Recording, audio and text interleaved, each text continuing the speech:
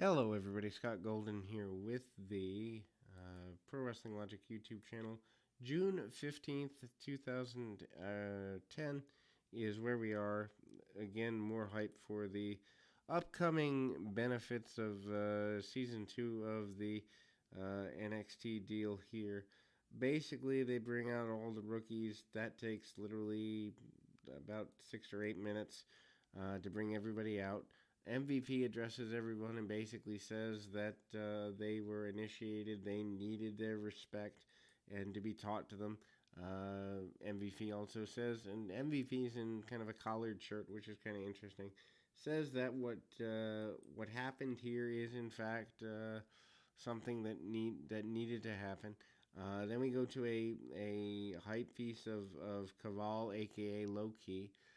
That's there, and it's kind of interesting in the sense of they hype that he has wrestled all over the world. He hypes wrestling in front of 40,000 people in Japan, which I think they wanted him to be treated with as a I guess you'd say a respect guy or whatever, but that's there. And then we kind of see him in his first match, as it were. And I mean, it's him and Alex Riley, which is an interesting combination.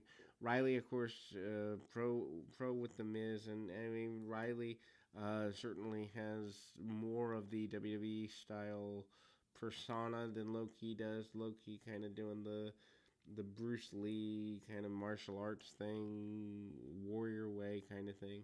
Strong kicks, and I mean, then you see him cinch up into the forward headlock kind of thing. Tries to roll through, tries to get where he wants to be. Sits out with a head scissors on the neck and whatnot. Rolling kick by Loki. Loki really actually does quite well in this particular match, but does catch up on the end of a loss. And after among other things, a brutal back suplex. Alex Riley was a guy that I think could have done a lot more. I actually enjoyed the character a good bit when he was at the national level, on the main roster, but again, political issues leading to that. Loki does come back to the strikes a lot, and kind of does the roll through thing. Actually, what's interesting is going to be covering him a lot on the independent series we're starting with ICW in New York, where he does a lot of his work, early work anyway. He does the inverted kind of clutch move, and then Alex Riley hits a spinning TKO, gets a finish there, and he, of course, says he thought he should have won, expected to win.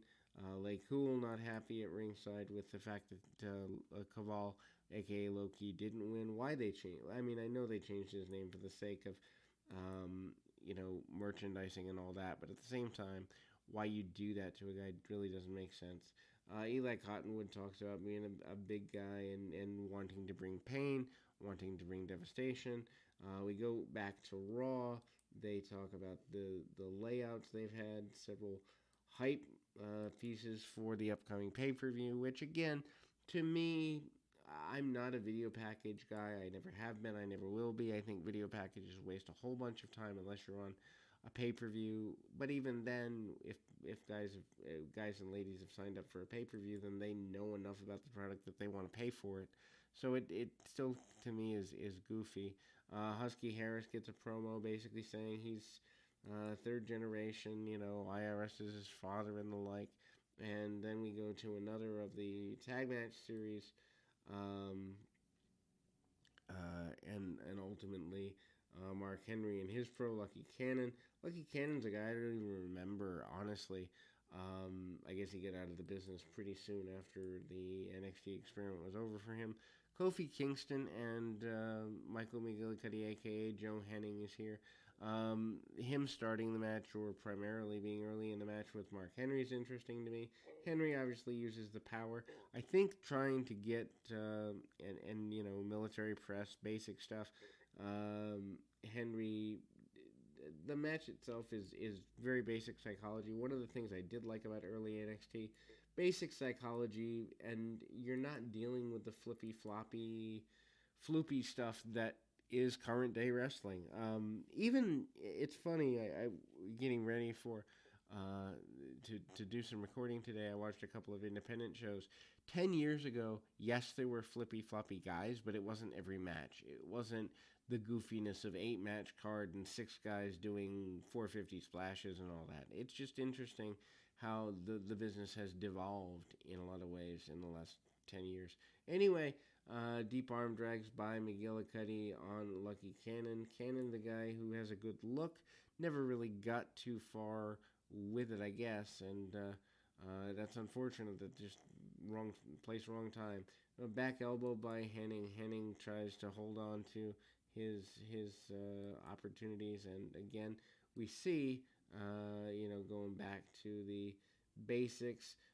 One thing that Michael McGillicuddy has is good basics. Obviously, being the son of Kurt Hennig, he's going to do that. I think his sister Amy wrestled for a while too, although I don't think she ever got anything more than maybe a tryout or two at the national level. Anyway, big kick by Lucky Cannon. Mark Henry on the outside looks pretty excited to be given the opportunity to be someone's pro, and I honestly think that's somewhat legitimate here. Mark Henry doesn't really come into his own for another couple of years, but he does do it, and it's pretty amazing his transformation from 1996 to now, and of course now a announcer for AEW. I guess the Rampage show maybe is where he's going to go. But anyway, leapfrog and shoulder tackles. Decent basic wrestling that you'd see at a high level indie between these guys. Nice footwork, nice basic stuff. Finally, the win for Kofi Kingston and Joe Henning. Kofi super excited by that. Surprised Lucky takes the fall there. Cody basically makes fun of, the guys that have lost, not taking it seriously. Cody, obviously, a pretty big heel there. And then Cody actually clothesline Striker, who's interviewing him, off the stage after challenging Lucky Cannon to a pros versus rookies match the following week. That'll close the show. Entertaining thus far, but in any event, until next time, keep your feet on the ground, your mind in the moment.